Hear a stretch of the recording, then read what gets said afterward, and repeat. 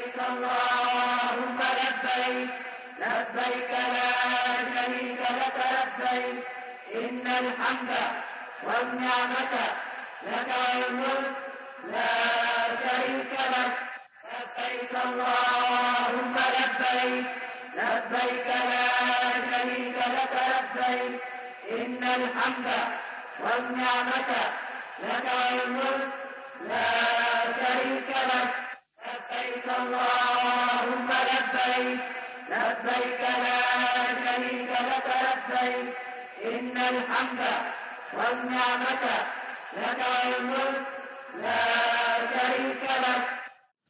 السلام علیکم ورحمۃ اللہ وبرکاتہ.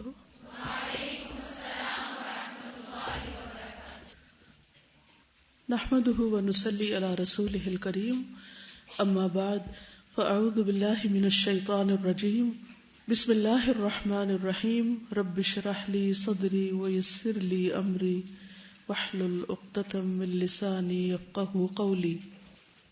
کل ہم نے عمرے کے بارے میں پڑھا تھا اور خاص طور پر یہ بات کہ قیامت تک کے لیے عمرہ حج میں داخل ہو چکا ہے. اب ہم سفر حج کا آغاز کریں گے انشاءاللہ. جب بھی انسان اپنے گھر سے نکلتا ہے تو جس نیت اور جس ارادے سے نکلتا ہے، جس کام کے لیے نکلتا ہے، وہ کام ہو جائے تو بہت اچھا، اور اگر نہ بھی ہو پائے تو نیت کا اجر اس کو مل جاتا ہے. اس لیے گھر سے نکلتے وقت مسنون دعاؤں کے علاوہ اپنی نیت کی درستگی اور اس کا جائزہ لینا بہت ضروری ہے، یعنی اس کا جائزہ لینا چاہیے. نبی صلی اللہ علیہ وسلم نے فرمایا، جب بھی کوئی شخص اپنے گھر سے نکلتا ہے تو اس کے دروازے پر 2 جھنڈے ہوتے ہیں. ایک جھنڈا فرشتے کے ہاتھ میں ہوتا ہے اور دوسرا شیطان کے ہاتھ میں. اگر وہ اللہ کی رضا والے عمل کے لیے نکلتا ہے تو فرشتہ اپنا جھنڈا لے کر اس کے پیچھے پیچھے روانہ ہو جاتا ہے، اور وہ گھر لوٹنے تک فرشتے کے جھنڈے تلے ہوتا ہے جب تک وہ واپس نہ آ جائے. اور اگر وہ اللہ کی ناراضگی والے عمل کے لیے نکلتا ہے تو شیطان اپنا جھنڈا لے کر اس کے پیچھے روانہ ہو جاتا ہے، اور وہ گھر واپس آنے تک شیطان کے جھنڈے تلے رہتا ہے. یعنی شیطان کی دوستی میں اور شیطان کے ساتھ میں، اور شیطان ہی پھر اس کو اکساتا رہتا ہے، ورغلاتا رہتا ہے اور سیدھے رستے سے ہٹاتا رہتا ہے. لیکن اگر انسان کی نیت اچھی ہے، ارادہ اچھا ہے، تو اللہ تعالیٰ کی طرف سے اس کو ایک مددگار بھی نصیب ہو جاتا ہے.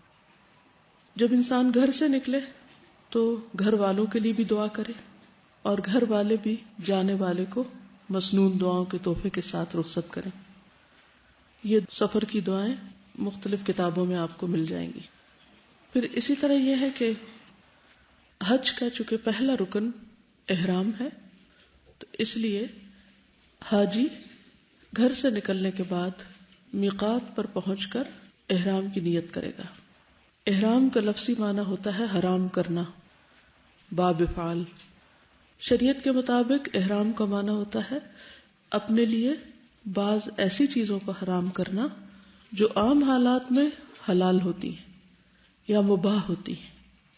اور دراصل احرام حج یا عمرے کی نیت کرنے کے عمل کو کہتے ہیں، یا اس کے ارادہ کو، کہ باقاعدہ انسان ایک طرح سے فارمل نیت کرتا ہے. الفاظ کون سے ہوتے ہیں؟ لبیک حجتن یا لبیک عمرتن. اور اگر قران ہو تو لبیک عمرتن و حجن، دونوں کا ہی. مجازن احرام ان 2 چادروں کو بھی کہتے ہیں جن کو حاجی احرام کی حالت میں استعمال کرتا ہے. اسی لیے عام طور پر کیا کہتے ہیں؟ کیا احرام خرید لیا؟ کیا احرام پہن لیا؟ تو یہ دراصل مجازی استعمال ہے، حقیقی معنی نہیں ہے. حقیقی معنی کیا ہے؟ احرام کے لیے چند حلال اور مباح چیزوں کو اپنے اوپر حرام کرنا، حج یا عمرے کی باقاعدہ نیت کرنا. کچھ کام احرام سے قبل کرنے کے ہوتے ہیں اور کچھ احرام کے حالت میں. جب سفر کا ارادہ ہو تو نکلنے سے پہلے کچھ ضروری کام کر لینے چاہیے. مثلاً اپنی جسمانی صفائی، ناخن کاٹنا، مونچھیں تراشنا، جسم کے انڈر آرمز، انڈر لیگز زائد بال صاف کرنا، یعنی تاکہ پوری طہارت کا اہتمام ہو. انسان ایک عبادت کی ادائیگی کے لیے جا رہا ہے، لہذا بہت ضروری ہے کہ وہ صاف ستھری حالت میں ہو، خود کو بھی اذیت نہ ہو اور دوسروں کو بھی اذیت نہ دے. پھر غسل کرنا. زید بن ثابت سے روایت ہے کہ انہوں نے نبی صلی اللہ علیہ وسلم کو دیکھا، آپ احرام باندھنے کے لیے علیحدہ ہوئے اور غسل کیا. نبی صلی اللہ علیہ وسلم نے فرمایا، حیض اور نفاس والی عورتیں جب میقات پر آئیں تو غسل کر کے احرام باندھ لیں. ہمارے ہاں ایک عام سوچ پائی جاتی ہے کہ پیریڈز کے دنوں میں نہانا نہیں چاہیے، اور میں نے سنا کہ بعض لوگ 8 دن نہیں نہاتے، اسی لیے ان سے بہت کریہ قسم کی بدبو آتی ہے. فرشتے تو ان سے دور رہتے ہی ہوں گے، وہ انسانوں کو بھی اپنے پاس سے بھگا دیتے. طہارت جو ہے وہ ایمان کا حصہ ہے، ہمارے دین کا شعار ہے. اس لیے بہت ضروری ہے کہ ہم جب بھی کسی عبادت کی نیت کریں تو پہلے صفائی ستھرائی کا اہتمام کریں. تو نبی صلی اللہ علیہ وسلم نے کیا فرمایا کہ حیض اور نفاس والی عورتیں جب میقات پر آئیں تو غسل کر کے احرام باندھ لیں اور حج کے تمام ارکان ادا کریں سوائے طواف کعبہ کے، یعنی پیریڈز کی حالت میں باقی تمام مناسک ادا کیے جا سکتے ہیں لیکن صاف ستھری ہو جائیں. سنن نبی داؤد کی روایت ہے. عائشہ رضی اللہ تعالی عنہا بیان کرتی ہیں کہ اسماء بنت امیس رضی اللہ عنہا نے شجرہ کے مقام پر یعنی ذوالحلیفہ میں محمد بن ابی بکر کو جنم دیا. حضرت اسماء کے حالات آپ پڑھ چکے سیرت صحابیات میں. تو رسول اللہ صلی اللہ علیہ وسلم نے ابو بکر رضی اللہ عنہ کو حکم دیا کہ وہ انہیں غسل کر کے احرام باندھ دینے کا حکم دیں. صحیح مسلم کی روایت ہے. اس سے کیا پتہ چلتا ہے کہ صرف پیریڈز میں نہیں بلکہ بچے کی پیدائش کے بعد بھی نہا لینا چاہیے. سمجھ آ گئی؟ ویسے یہ سبق سکھاتا کون ہے نہ نہانے کا؟ پیریڈز کی حالت میں نمازیں بھی نہیں پڑھنی ہوتی اور ذکر اذکار بھی کم ہوئے ہوتے ہیں، تو مطلب اگر ناپاکی بھی ہو تو شیطان کو کھلا راستہ مل جاتا ہے. اسی لیے کہتے ہیں نا کہ عورت جب پیریڈز میں ہوتی ہے، ویسٹ میں کہتے ہیں کہ جی ڈپریشن میں ہوتی ہے اور یہ ہوتا ہے، تو یہ سب شیطانی تسلط کی وجہ سے ہوتا ہے. پیریڈز میں بلکہ ذکر زیادہ شروع کر دینا چاہیے کیونکہ نماز نہیں پڑھ رہے. ایک اور چیز یہ ہے کہ اگر آپ سمجھتے ہیں کسی تجربے یا کسی ڈاکٹر کی ایڈوائس کے مطابق آپ کو نہانا واقعی تکلیف دے آپ کے لیے ہے یا آپ کو تکلیف دیتا ہے، تو اس صورت میں آپ گیلے تولیے سے اپنے آپ کو صاف کر لیں، کوئی اور طریقہ اختیار کر لیں، آلٹرنیٹ طریقہ. لیکن اگر آپ گندے اور اوپر سے پرفیوم چھڑک کے آپ چلے جائیں تو اس سے صاف نہیں ہو سکتے کبھی بھی، بلکہ وہ اس پرفیوم کو بھی مزید خراب کرتا ہے. یہ نہیں سمجھ آتی کہ کون سا لگایا ہوا ہے. خوشبو لگانا. عائشہ صدیقہ رضی اللہ تعالی عنہا فرماتی ہیں کہ میں رسول اللہ صلی اللہ علیہ وسلم کو احرام باندھنے سے قبل اچھی طرح خوشبو لگاتی تھی، پھر آپ احرام باندھتے. آپ کو لگاتی تھی، کپڑوں کو نہیں. ابھی یاد رکھیے. عائشہ صدیقہ رضی اللہ تعالی عنہا فرماتی ہیں کہ رسول اللہ صلی اللہ علیہ وسلم محرم ہیں، یعنی احرام کی حالت میں، اور گویا میں آپ کی مانگ میں خوشبو کی چمک دیکھ رہی ہوں، یعنی سر کے جو مانگ کا حصہ ہے یہاں پر. بعض لوگ بالوں میں نہیں لگاتے یا سر پہ نہیں لگاتے کہ بال سفید ہو جائیں گے، یہ ایک اور مت ہے. عورت بھی خوشبو لگا سکتی ہے لیکن تیز خوشبو لگانا منع ہے، یعنی پھیلنے والی نہ ہو. ایسا انڈر آرم اگر آپ یوز کر رہے ہیں ڈیوڈرنٹ یا کوئی ایسی چیز جس کی خوشبو پھیلے نہیں لیکن پسینے کی اسمیل اس سے نہ آئے تو کوئی حرج نہیں. لیکن میک شور کسی اور کو بھی ٹیسٹ کروا لیں کہ آپ کے جسم سے خوشبو تو نہیں آ رہی، کیونکہ احرام میں پھر آپ جب خصوصاً طواف کر رہے ہوتے ہیں تو بہت زیادہ مرد قریب ہوتے ہیں، تو پھر کسی بھی مرد کو آپ کے جسم سے، آپ کے احرام سے، آپ کے لباس سے خوشبو نہیں جانی چاہیے. واضح؟ نبی صلی اللہ علیہ وسلم نے فرمایا، اور عورتوں کی خوشبو وہ ہے جس میں رنگ ہو، مہک نہ ہو. عائشہ رضی اللہ عنہا فرماتی ہیں کہ ہم نبی صلی اللہ علیہ وسلم کے ساتھ مکہ کو جاتی تو احرام کے وقت اپنی پیشانیوں پر خوشبودار مرکب کا ضماد کر لیا کرتی تھی، یعنی ماتھے کے اوپر کچھ لگا لیا کرتی تھی، جیسے کریم وغیرہ ہوگی یا کچھ اور. اس سے کیا ہے کہ رنگ تو آ جاتا تھا لیکن خوشبو نہیں پھیلتی تھی. تو اس سے پتہ چلتا ہے کہ لوشن وغیرہ بھی لگایا جا سکتا ہے. جب پسینہ آتا تو وہ ہمارے چہروں پر بہہ آتا، یعنی اوپر سے نیچے کو آ جاتا، جیسے میک اپ پسینے میں بہہ جاتا ہے.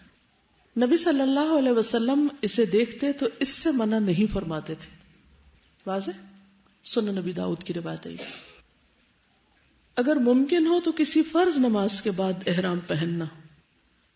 ابن عباس رضی اللہ عنہ سے روایت ہے کہ رسول اللہ صلی اللہ علیہ وسلم نے ذوالحلیفہ میں ظہر کی نماز پڑھی، پھر آپ نے اپنی اونٹنی منگوائی اور اس کے کوہان میں دائیں طرف زخم جس سے خون بہا صاف کر دیا اور اسے 2 جوتیوں کا ہار پہنایا. یہ احرام کی علامت کے طور پر عربوں میں رواج تھا، یعنی قلادہ اس کو بولتے ہیں، قلابہ نہیں. کئی لوگ قلادہ کو کلابہ لکھتے ہیں یا پڑھتے ہیں. پھر آپ اپنی سواری پر سوار ہوئے. جب وہ مقام بیضاء پر سیدھی کھڑی ہو گئی تو آپ نے حج کے لیے تلبیہ پکارا. تو اس سے کیا پتہ چلتا ہے کہ فرض نماز کے بعد احرام پہننا مسنون ہے، لیکن احرام کے کوئی خاص 2 نفل نہیں ہے. ٹھیک ہے. نبی صلی اللہ علیہ وسلم کا احرام. عبداللہ بن عباس رضی اللہ عنہما سے روایت ہے کہ حجۃ الوداع میں نبی صلی اللہ علیہ وسلم ظہر اور عصر کے درمیان ہفتے کے دن کنگھی کرنے اور تیل لگانے اور ازار اور چادر پہننے کے بعد اپنے صحابہ کے ساتھ مدینہ سے نکلے. ٹھیک ہے. صحیح بخاری کی روایت ہے. یعنی آپ ایک طرح سے نہائے دھوئے، پھر کنگھی کی، تیل لگایا اور حضرت عائشہ نے خوشبو لگائی، پراپر تیار ہو کے نکلے. لیکن ابھی نیت نہیں کی آپ نے، ابھی مدینہ سے صرف اچھی طرح ڈریس اپ ہو کے نکلے، کیونکہ ابھی تک بات کیا ہو رہی ہے؟ احرام سے پہلے کرنے کے کام.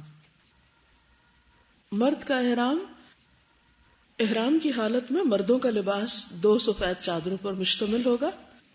ایک چادر بطور تہبند اور دوسری چادر اوڑھنے کے لیے استعمال کریں، یعنی ایک نیچے اور ایک اوپر. ابن عمر سے روایت ہے کہ رسول اللہ صلی اللہ علیہ وسلم نے فرمایا تمہیں تہبند، چادر اور جوتوں میں احرام باندھنا چاہیے. اگر جوتے نہ ہو تو موزے پہن لیں، لیکن انہیں ٹخنوں سے نیچے تک کاٹ لو. ٹھیک ہے.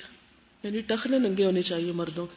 اگر انہیں ایسے جوتے پہننے ہیں کہ جو چپل کی طرح کے نہیں ہیں، موزے ہوتے ہیں نا بازو کے چمڑے کے موزے پہنتے ہیں لوگ، تو اسے پنڈلی تک نہیں آنا چاہیے. سفید رنگ مستحب ہے، لازم نہیں، پسندیدہ ہے. آپ نے فرمایا سفید کپڑے پہنا کرو، یعنی مردوں کے لیے، کیونکہ یہ سب سے بہترین ہوتے ہیں، اور انہی میں اپنے مردوں کو کفن دیا کرو. لیکن آپ نے احرام کے لیے سفید کی شرط نہیں لگائی، مگر چونکہ آپ نے پسند کیا اس لیے سفید احرام مردوں کے لیے پسندیدہ ہے، مستحب ہے. احرام میں ممنوع لباس کیا نہیں پہننا چاہیے؟ سلا ہوا کپڑا پہننا، سر ڈھانپنا، ٹوپی وغیرہ. ابن عمر سے روایت ہے کہ ایک شخص نے نبی صلی اللہ علیہ وسلم سے پوچھا احرام باندھنے والے کو کیا پہننا چاہیے؟ آپ نے فرمایا نہ قمیص پہنے، نہ پگڑی باندھے اور نہ پائجامہ، نہ کوئی ٹوپی والا کوٹ پہنے، نہ کوئی زعفران اور ورس سے رنگا ہوا کپڑا پہنے. یعنی ایسا کپڑا نہیں پہنے جس کے رنگنے میں خوشبو. تو بعض اوقات ہمارے ہاں ایسے ڈٹرجنٹس ہوتے ہیں جن میں اگر کپڑے کو ڈبویا جائے، جیسے نیل میں ڈبوتے ہیں، تو ایسے ہی بعض اوقات لینور وغیرہ میں ڈبوتے ہیں جس سے خوشبو آتی، تو اس میں نہیں ڈبونا چاہیے احرام کو، کیونکہ زعفران اور ورس سے رنگا ہوا کپڑا پہننا ممنوع ہے. احرام میں رخصت. ابن عباس نے بیان کیا کہ نبی صلی اللہ علیہ وسلم نے ہمیں میدان عرفات میں واز سنایا. اس میں آپ نے فرمایا اگر کسی کو احرام کے لیے تہبند نہ ملے تو وہ پاجامہ پہن لے، کسی کو جوتے نہ ملے تو وہ موزے پہن لے. یعنی اب اگر کوئی شخص ایسا ہے کہ جس کے پاس ایسا کپڑا ہے ہی نہیں تو وہ کیا کرے؟ پھر حج نہ کرے، تو اس کو رخصت دی گئی. پھر عورت کا احرام. احرام کی حالت میں عورت کے لیے کوئی الگ لباس سنت سے ثابت نہیں، یعنی عورت کا کوئی الگ سے لباس نہیں ہوتا.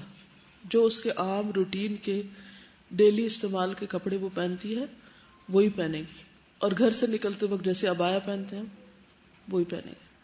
صرف خواتین کے لیے کیا ضروری ہے؟ پردے کے احکامات کو ملحوظ رکھتے ہوئے اپنے عام لباس میں ہی احرام کی نیت کر لیں. اسی طرح عورتوں کے لیے سفید رنگ کے لباس کی کوئی فضیلت ثابت نہیں. یہ حکم جو مردوں کو سفید لباس کے لیے ہے وہ صرف مردوں کے لیے، عورتوں کے لیے نہیں ہے. عام طور پہ دیکھنا ہے کہ خواتین بھی سفید رنگ کا احرام کے کپڑے سلواتی، اور اگر گرمیوں میں عمرہ کرنے جا رہی ہوں تو پھر لون کا سلواتی. بعض خواتین باریزے کا بھی سلوا لیتی. اور اللہ کی پناہ کہ احرام کی حالت میں طواف کرتے وقت ان کا پورا جسم جھلک رہا ہوتا ہے. یا تو انہیں کسی نے بتایا نہیں ہوتا یا انہیں خود سمجھ نہیں ہوتی، تو اس سے بچنا چاہیے، بلکہ دوسروں کو بتانا بھی چاہیے.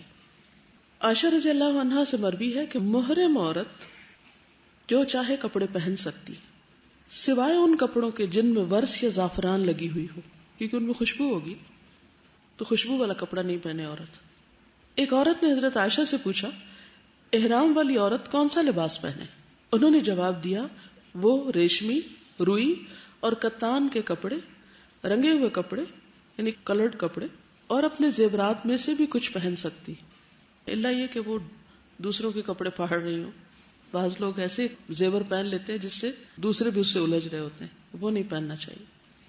ابن عمر رضی اللہ عنہ سے مروی میں نے نبی صلی اللہ علیہ وسلم کو حالت احرام میں خواتین کو دستانے اور نقاب کی ممانعت کرتے ہوئے سنا ہے. دو چیزیں عورتیں نہیں پہنے گی، نقاب یعنی سلا و نقاب جو ہوتا ہے، اور دستانے گلوز، اور ان کپڑوں میں جن میں ورس یا زعفران لگی ہوئی ہو وہ بھی نہیں پہنے گی. لیکن ویسے کلرڈ کپڑے پہن سکتی.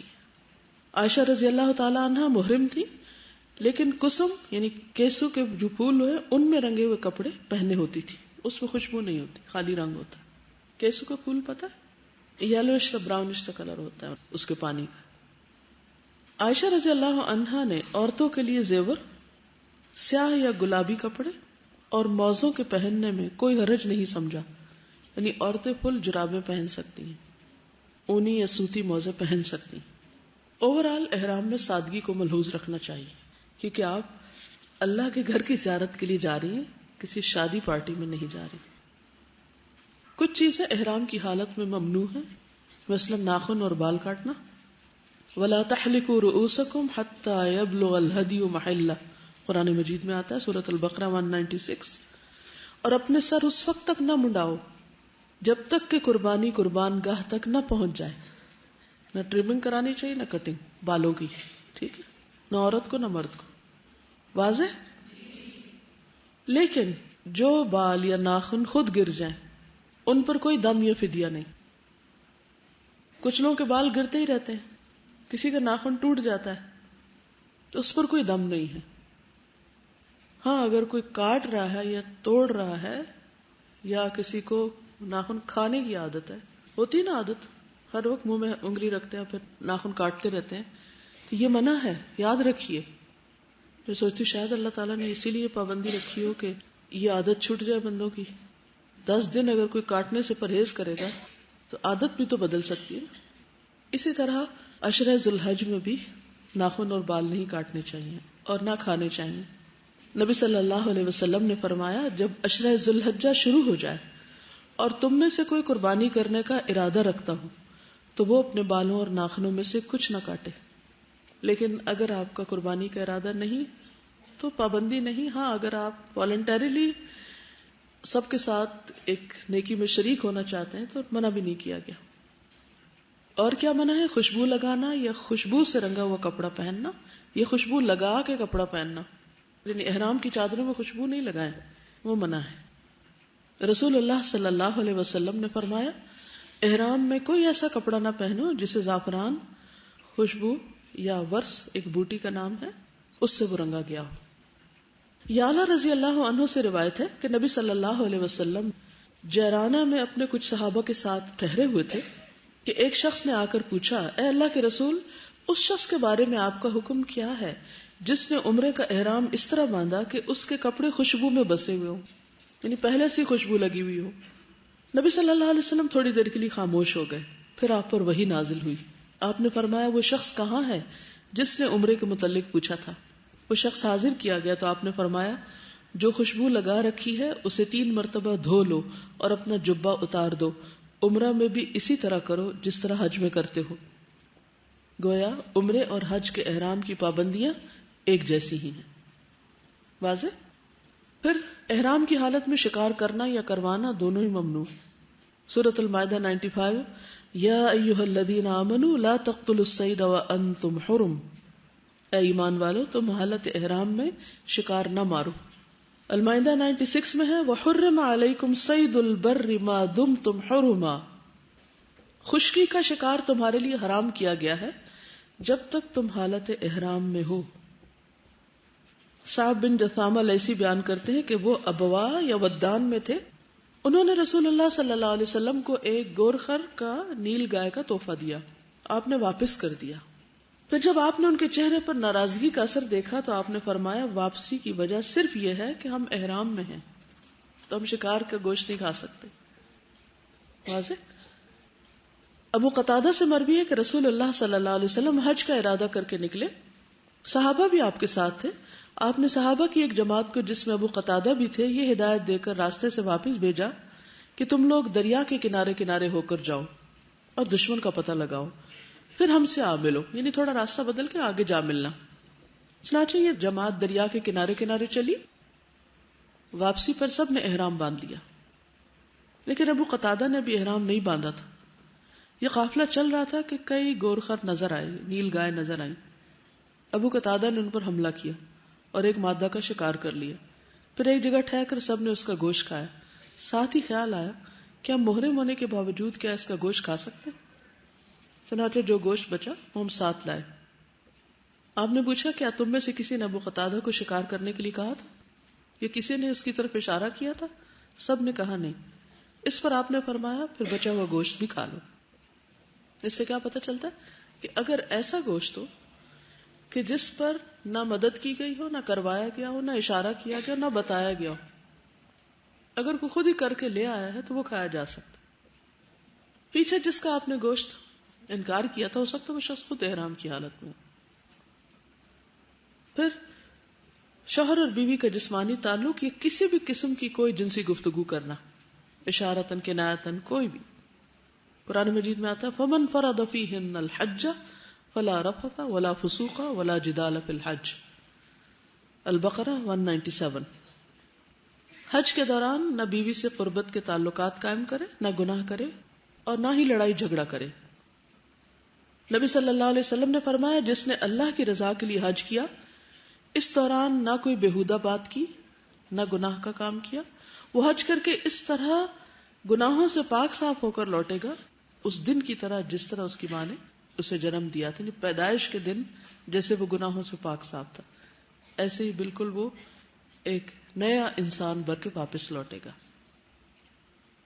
سعید بن جبیر کہتے ہیں ایک آدمی اور اس کی بیوی نے اکٹھے عمرے کا احرام پہنا. اس عورت نے اپنے عمرے کے مناسک پورے کر لیے سوائے بال کاٹنے کے.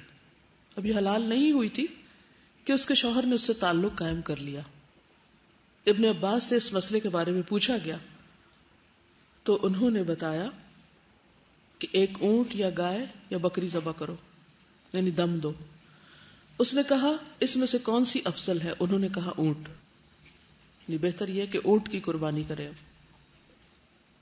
عورت کیوں کرے، مرد کیوں نہ کرے؟ کیونکہ عورت حلال نہیں ہوئی تھی، عورت نے بال نہیں کاٹے تھے. مرد کو اس لیے انہوں نے نہیں کہا کیونکہ مرد نے کاٹ لیے ہوں گے. ٹھیک ہے.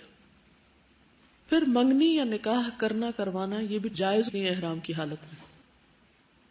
نبی صلی اللہ علیہ وسلم نے فرمایا محرم شخص نہ نکاح کرے، نہ نکاح کرائے، نہ نکاح کا پیغام بھیجے، پروپوزل بھی نہ بھیجے. صحیح مسلم کی روایت. عمر رضی اللہ عنہ نے ان دو لوگوں میں جدائی ڈال دی، یعنی اس آدمی اور اس کی بیوی میں جس نے احرام کی حالت میں نکاح کیا تھا، ان کو الگ کر دیا. علی رضی اللہ عنہ سے مروی ہے وہ کہتے ہیں کہ محرم شخص شادی اور نکاح نہ کرے، اگر وہ ایسا کرے تو اس کا نکاح مسترد کر دیا جائے گا، فسخ کر دیا جائے گا. ٹھیک ہے. خواتین حالت احرام میں دستانے اور نقاب استعمال نہ کریں. نبی صلی اللہ علیہ وسلم نے فرمایا احرام کی حالت میں عورتیں نہ نقاب پہنے نہ دستانے پہنے، گلوز. عائشہ رضی اللہ عنہ فرماتی ہیں وہ نقاب نہ کرے، ناک اور چہرے پر کپڑا نہ باندھے، یعنی یوں کر کے باندھے نہیں. اگر چاہے تو چہرے پہ کپڑا لٹکا سکتی ہے واضح؟ ٹچ کرنے سے کچھ نہیں ہوتا. باندھنا منع ہے, پن اپ کرنا منع ہے. پیچھے سے لا کے یہ نہیں ہوں اوپر سے لٹکا لے. دوپٹہ لیا ہوا تو بھی, اور جو اسکارف ہے اس کا پیچھے کا جو تکون ہوتی ہے نا, اس کی ایک تکون آگے گرا لے. ٹھیک ہے, یہاں انسان پن لگا سکتا ہے یہاں, ٹھیک ہے نا. اور جہاں آدمی نہ ہو وہاں کچھ بھی ڈالنے کی ضرورت نہیں. اچھا, کچھ خواتین رات کو سوتے وقت بھی وہ اپنا جو باندھتی ہیں نا ایک دفعہ اسکارف یا جو بھی, وہ اتارتی نہیں. وہ سمجھتے ہیں اسکارف یا اس کلاک کا نام احرام ہے اور یہ تو ہر حال میں پہنے رکھنا ہے دن رات کو. وضو کے لیے مسح کرنے کے لیے بھی نہیں کھولتی. اوہ, تو مسح کے بغیر تو وضو ہی نہیں ہوتا, اور وضو کے بغیر نماز نہیں ہوتی. تو آپ سوچیے کہ کتنی مشکل میں ڈالتے ہیں اپنے آپ. تو مردوں کے سامنے آنے یا گزرنے کی صورت میں خواتین چہرہ ڈھانپ سکتی ہیں. فاطمہ بنت منذر بیان کرتی ہیں کہ ہم حالت احرام میں اپنے چہرے ڈھانپا کرتی تھی, اور اسماء بنت ابی بکر بھی ہمارے ساتھ ہوتی تھی.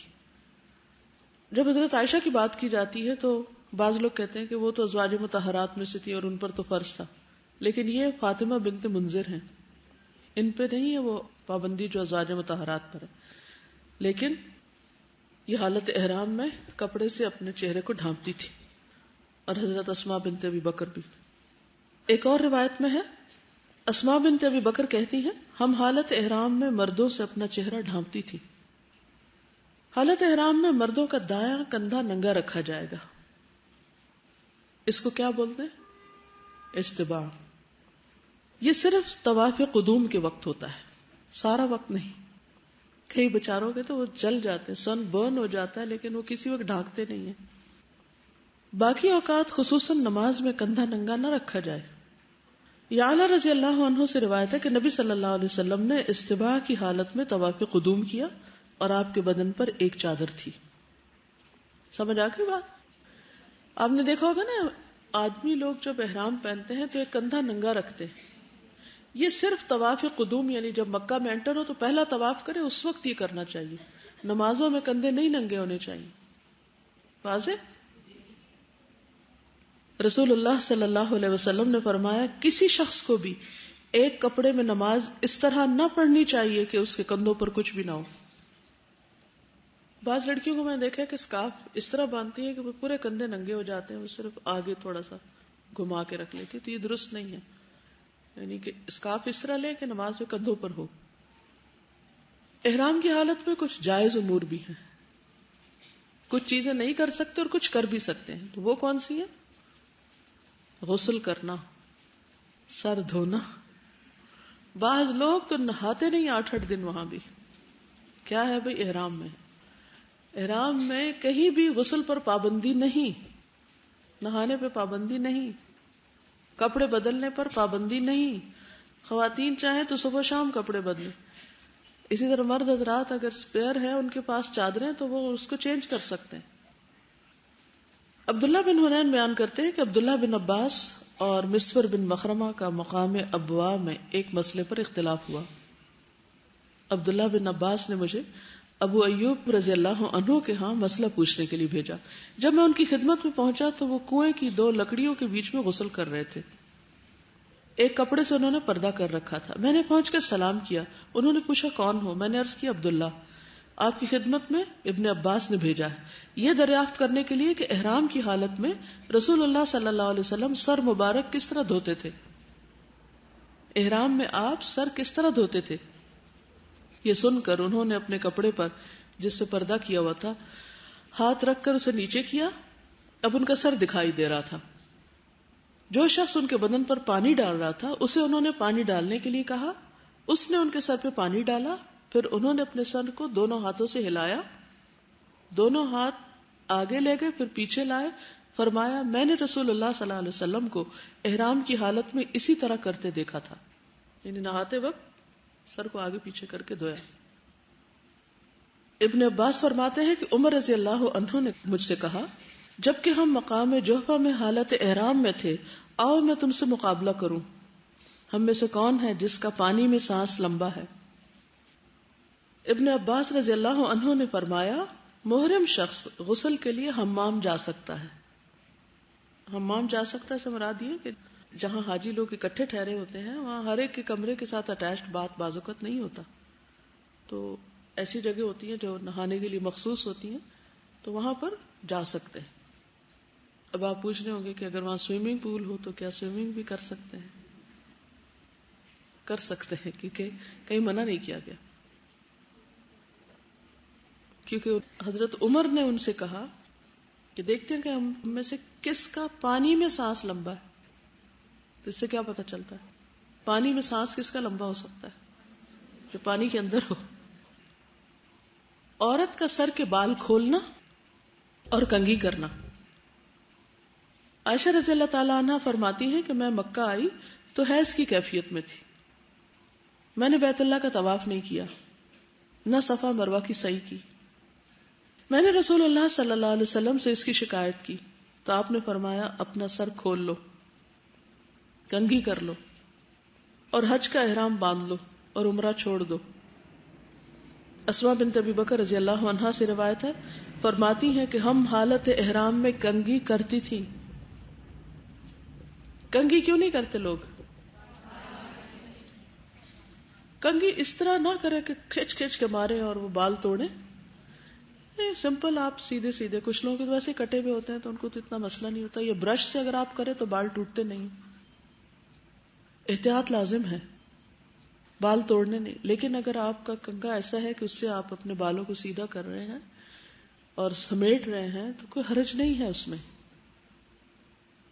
کنگھی کرنے کا طریقہ اچھا ہونا چاہیے، درست ہونا چاہیے، کیونکہ کچھ لوگ نارمل حالات میں بھی اس بری طرح کنگھی کرتے ہیں کہ بال توڑ دیتے ہیں. طریقہ ہی نہیں آتا، سلیقہ ہی نہیں آتا. وہ کہتے ہیں اپنے بال ہیں جو چاہے کریں، توڑیں یا رکھیں یا کاٹیں یا جوڑیں. جوڑنے کی تو اجازت نہیں انہیں، لیکن ضرورت کے مطابق کاٹ سکتے ہیں، ٹرم کر سکتے ہیں. واضح؟ آپ کہیں گے سب حلال کر دیا آج تو، کیونکہ جو پابندی اللہ اور اس کے رسول نے نہیں لگائی ہم اپنے اوپر کیوں مشکل ڈالیں؟ کیونکہ بعض لوگ کسی چیز پہ کانسنٹریٹ نہیں کر سکتے اگر وہ ایک دن کنگھی نہ کریں. کچھ لوگ روز ہی نہ کریں تو انہیں فرق نہیں پڑتا. سر اور بدن کھجانا، بس کو پسینہ ہوتا ہے، گرمی ہوتی ہے، کچھ نکل آتا ہے تو وہ خارش ہو جاتی. کچھ لوگ تو خارش بھی نہیں کرتے، وہ کہتے بال ٹوٹ جائے گا جسم کا. کبھی اچھلیں گے کبھی اچھلیں گے، کبھی کیا ہو رہا ہے، خارش کر لو. ڈر کے مارے خارش نہیں ہو رہی کیونکہ بال ٹوٹ جائے گا. اتنے ٹچی ہو جاتے ہیں کہ بس پتہ نہیں ادھر سے ادھر ہوئے نہیں تو دم پڑ جائے گا ہم پہ. ابن عمر اور عائشہ رضی اللہ عنہما بدن کو کھجلانے میں کوئی حرج نہیں سمجھتے تھے. عائشہ رضی اللہ عنہا سے پوچھا گیا کیا محرم اپنا بدن کھجلا سکتا ہے؟ انہوں نے کہا ہاں، بلکہ زور سے کھجلائے تاکہ جلدی کام ختم ہو. بغیر خوشبو والا صابن اور تیل استعمال کرنا. ابن عباس نے فرمایا کہ محرم آئینہ دیکھ سکتا ہے. ان سے اس زمانے میں بھی لوگ ایسے ہی سوال کرتے ہوں گے. شیشہ دیکھ سکتا ہے، مرر. اور ان چیزوں کو جو کھائی جاتی ہیں بطور دوا بھی استعمال کر سکتا ہے، مثلا زیتون کا تیل اور گھی وغیرہ. کچھ لوگ تو سرٹن فوڈز بھی نہیں کھاتے کہ ان میں بھی خوشبو ہے، پھر منہ سے خوشبو آئے گی. چھتری یا خیمہ استعمال کر سکتے ہیں. ام حسین رضی اللہ عنہا بیان کرتی ہیں میں نے رسول اللہ صلی اللہ علیہ وسلم کے ساتھ حجۃ الوداع کیا. میں نے اسامہ اور بلال کو دیکھا کہ ان میں سے ایک نبی صلی اللہ علیہ وسلم کی اونٹنی کی مہار پکڑے ہوئے تھا، دوسرا آپ کو گرمی سے بچانے کے لیے آپ پر کپڑا بلند کیے ہوئے تھا، حتیٰ کہ آپ نے جمرہ عقبہ کو کنکریاں مار لی. ٹھیک ہے، ایک اونٹنی کو پکڑے ہوئے تھا اور دوسرا آپ کے اوپر کپڑا ڈالے ہوئے تھا. دور جاہلیت میں عرب اگر احرام کی حالت میں گھر واپس آتے تو دروازے سے نہیں جاتے تھے کہ ان کے سر کے اوپر سے وہ مہار آ جائے گی. وہ ہوتی ہے نا کہ دیوار کے نیچے سے کسی بھی سایہ دار چیز کے نیچے نہیں جانا ہم کو. تو قرآن پاک میں کیا حکم دیا گیا؟ وَأْتُوا الْبُيُوتَ مِنْ أَبْوَابِهَا. دروازے کے نیچے سے گزر گئے، کوئی سایہ دار سر پہ چیز آ گئی تو اس سے احرام میں خلل نہیں ہوگا. چھتری استعمال کی جا سکتی. خوشبودار پھول سونگنا یا خوشبو سونگنا بعض اوقات رستے میں کوئی بیچ رہا ہوتا ہے تو انسان خریدنے لگتا ہے، بس لگانی نہیں، اسی کے اندر سے خوشبو سونگھ سکتے ہیں۔ ابن عباس نے فرمایا کہ محرم خوشبودار پھول سونگھ سکتا ہے، صحیح بخاری کی روایت۔ انگوٹھی، اینک، بیلٹ، گھڑی وغیرہ پہن سکتے ہیں، ٹھیک ہے۔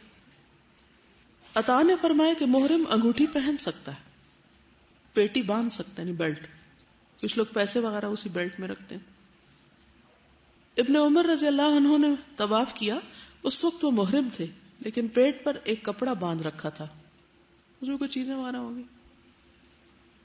نہ بجنے والا زیور، ایک عورت نے حضرت عائشہ سے پوچھا احرام والی عورت کون سا لباس پہنے، تو انہوں نے جواب دیا وہ ریشمی، روئی اور کتان کے رنگے ہوئے کپڑے اور زیورات میں سے بھی کچھ پہن سکتی۔ ضرورتاً سرما استعمال کرنا، زینت سے تو پرہیز کرنا چاہیے، لیکن بعض اوقات کوئی دوا ڈالنی پڑتی ہے، سرما لگانا پڑتا ہے تو کوئی حرج نہیں۔ عثمان رضی اللہ عنہ سے روایت ہے کہ رسول اللہ صلی اللہ علیہ وسلم نے احرام کی حالت میں جس شخص کی آنکھیں دکھتی ہوں اس کے بارے میں فرمایا وہ اپنی آنکھوں پر ایلوا کا لیپ کر لے۔ ایلوا ایک دوا کا نام ہے۔ مرہم پٹی کروانا یا علاج کروانا، کوئی بیمار ہو جائے تو۔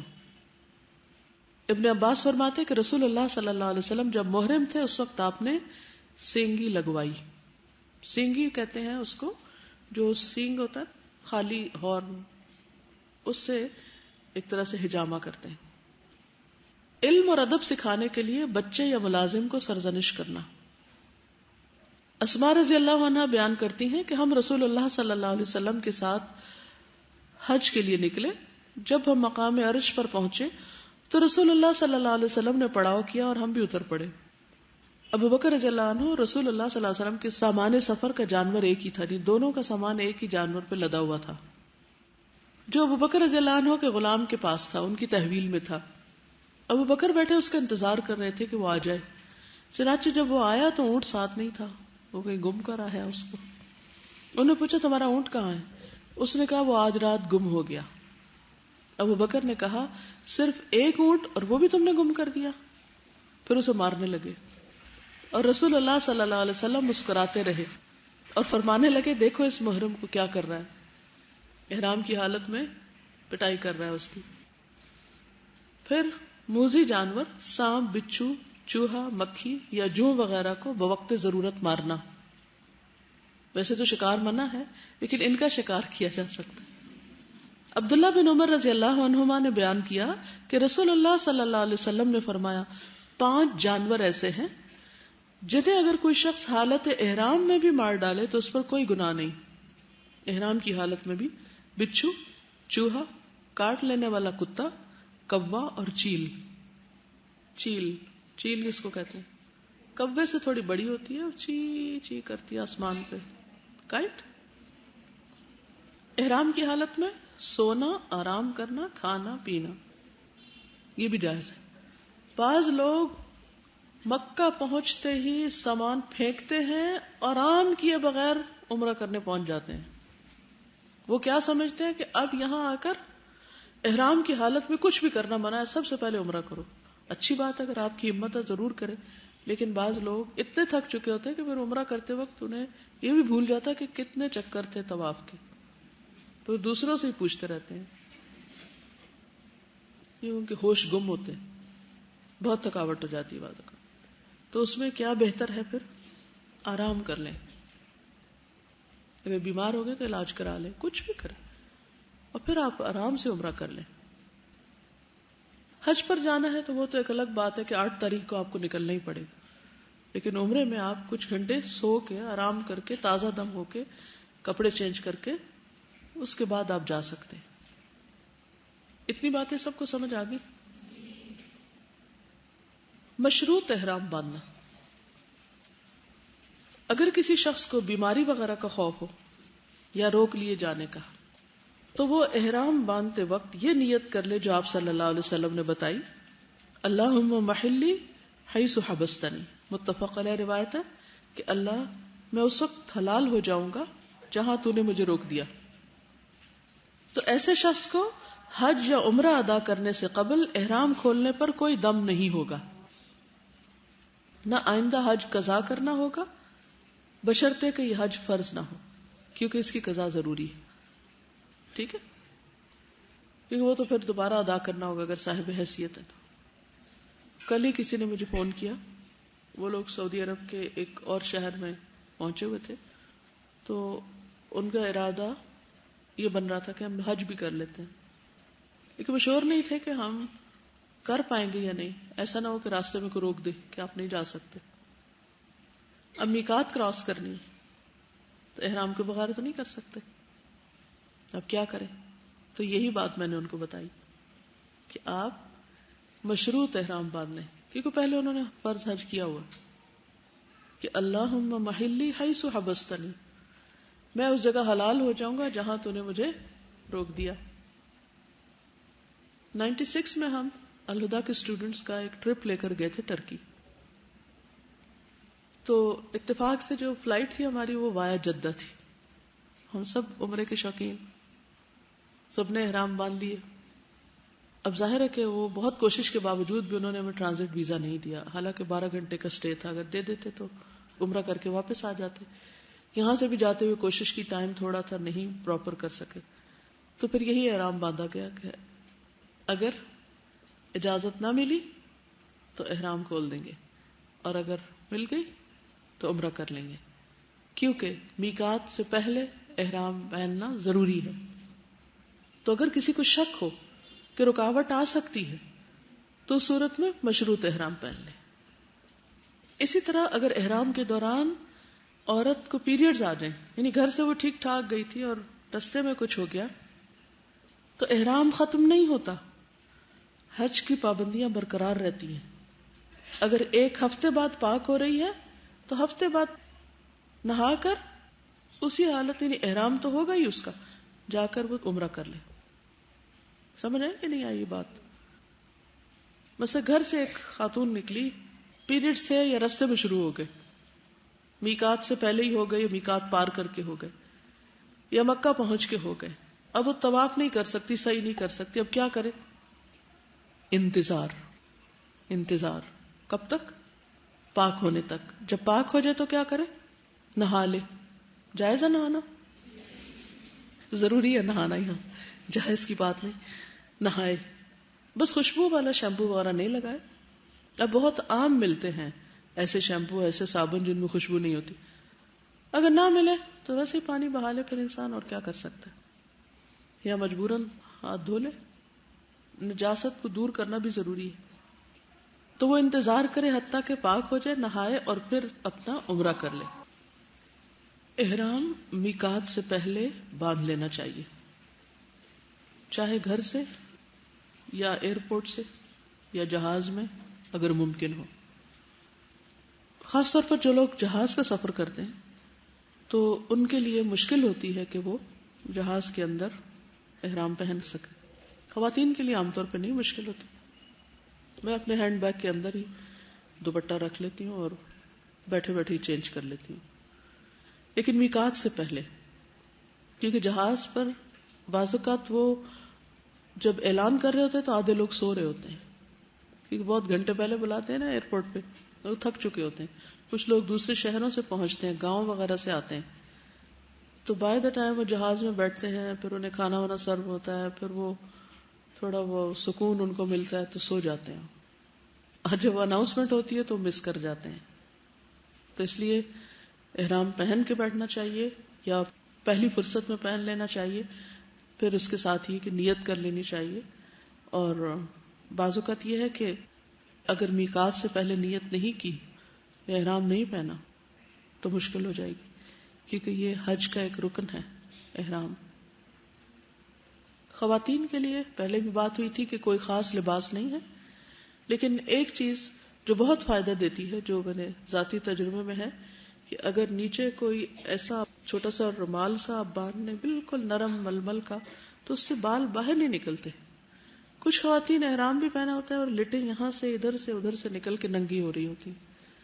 تو ایک آپ احرام پہنے وہ اوپر سے حرام کام کر رہے ہیں بال دکھا کے. بازو کا سی تھرو ہوتا ہے تو بال جھلک رہے ہوتے ہیں. تو اگر ایک رومال اچھی طرح باندھ لیا جائے تو اس سے بہت آسانی ہو جاتی ہے. لیکن سر کا مسح کرتے وقت اس رومال کو ہٹانا ہوگا.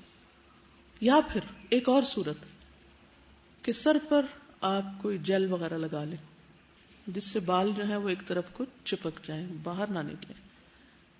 جن مردوں کے بال بھی لمبے ہوں, کئی لوگ لمبے بال رکھتے ہیں, تو ان کے لیے مسنون ہے کہ سر پہ کوئی چپکنے والی چیز لگا لیں تاکہ بال جمے رہیں. اس عمل کو تلبید کہتے ہیں, تلبید. ٹھیک ہے, آج کے لیے اتنا ہی کافی ہے. اگر آج کے لیسن سے متعلق کوئی سوال ہو تو آپ کر سکتے ہیں. سوال ہے, کسی نے پہلے سے عمرہ کر لیا ہے اور اب حج اور عمرہ دونوں کرنے کی استطاعت نہیں تو کیا کرے؟ کیا کرے آپ بتائیے مجھے. وہ کچھ نہ کرے, نہ وہ حج کرے نہ وہ عمرہ کرے, کیونکہ حج کس پر فرض ہے؟ جس کی استطاعت ہے. ٹھیک ہے, کسی کا کوئی محرم نہ ہو, کیا وہ بہنوئی کے ساتھ حج یا عمرے کے لیے جا سکتی ہے؟ شاباش, نہیں جا سکتی. کیا بہو اپنے زیورات بیچ کر ساس سسر کو حج کروا سکتی ہے؟ کروا سکتی ہے, اگر وہ کرے تو بہت احسان کی بات ہے, لیکن جتائے نہیں ورنہ سب ضائع ہو جائے گا.